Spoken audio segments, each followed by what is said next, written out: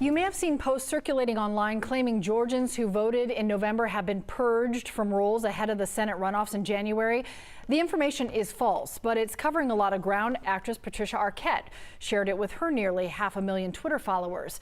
Tonight, Joe Henke explains why by law that cannot happen and why you still have some resources if you have questions about your voter status.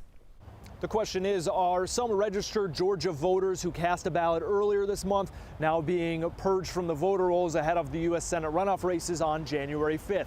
Federal law shows legally that would not be possible. What is going on with the voter purge in Georgia right now? Yesterday, while I was out working, I came across 11 different people who had voted just a few weeks ago in the presidential election and no longer showed as registered to vote. From TikTok to a laundry list of tweets, there are claims of voters being purged from the voter rolls around Georgia, but no documentation or evidence is shown. Today, we contacted the Georgia Secretary of State's office, and a spokesperson told us, quote, there has been no list maintenance. People who were registered to vote in November 3rd, and especially if they voted, are still eligible to vote on January 5th. The National Voter Registration Act does require states to keep their voter registration lists up to date. That means from time to time removing voters who are inactive, have died, moved, or lost their right to vote. But federal law does not allow for maintenance within 90 days of a federal election.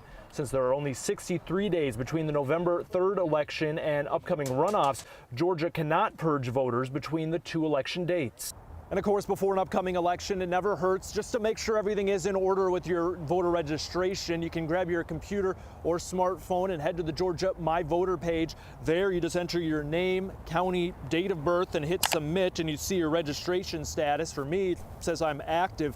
If you are not registered, you can click on this story right now on 11alive.com. We have directions on how eligible voters can take care of their registration for the upcoming runoff races on January 5th. The registration deadline is December 7th.